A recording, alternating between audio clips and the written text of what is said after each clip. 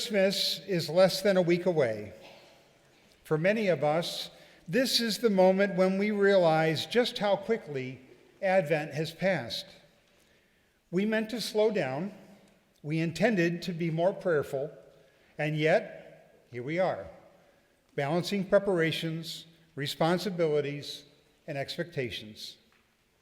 A family once said that they wanted Christmas to be simple, nothing elaborate, just time together and a focus on what truly matters.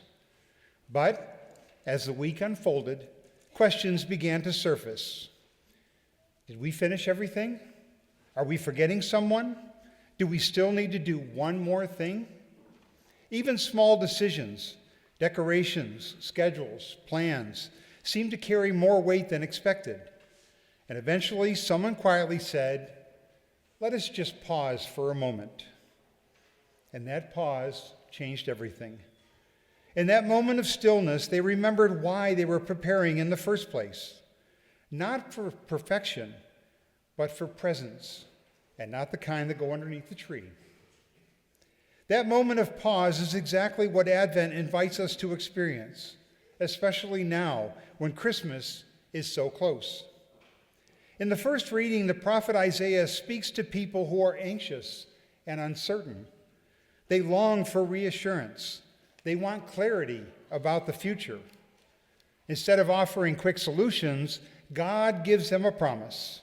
The virgin shall conceive and bear a son, and shall name him Emmanuel. Emmanuel means God is with us. My friends, God does not promise that difficulty will disappear. He promises that he will not be absent. Advent reminds us that God's answer to fear is not distance, but nearness. In the second reading, St. Paul reminds us that the coming of Christ was not rushed. God's plan unfolded patiently, faithfully, over time. St. Paul speaks of grace and peace, not comfort or convenience, but the peace that comes from trusting God even when circumstances remain unresolved. Paul's own life was marked by waiting and hardship, yet he believed deeply in God's faithfulness. That message speaks powerful to us, especially in these final days before Christmas. Then we hear the gospel and encounter Joseph. Joseph had a clear and honorable plan for his life: marriage, family, and steady work. Suddenly, everything changes. Mary is with child, and Joseph knows that the child is not his. Joseph faces confusion and pain, yet Scripture tells us he is righteous. He chooses mercy. He chooses discretion. Then God speaks to him in a dream, "Joseph, son of David, do not be afraid." Joseph is not given every answer. He is not told how everything will unfold. He is asked just to trust. And Joseph responds with obedience. Joseph teaches us that deep faith often expresses itself quietly, in listening, in trust, and in action. As Christmas approaches, many of us carry more than we show. We carry responsibilities. We carry expectations. We may even carry grief, fatigue, or concern for loved ones. Advent doesn't deny these realities. Instead, it reminds us that God chose to enter the world precisely as it was: busy, uncertain, and imperfect. God did not wait for the ideal conditions. He entered human life as it truly is.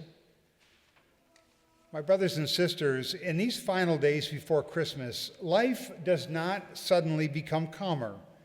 If anything, it becomes more real. There is so much to do, much to carry, much that feels unfinished. And Advent reminds us that God does not wait for things to be perfect. He enters what is real. He comes not after the noise fades, but right in the middle of it. Not once everything is resolved, but while our lives are still unfolding. And that is why the name given to the child matters so much. Isaiah tells us the child will be called Emmanuel, God with us. Not God with us when everything is complete. Not God with us when we finally slow down, but God with us now, in the unfinished, the unresolved, and the quiet moments of waiting.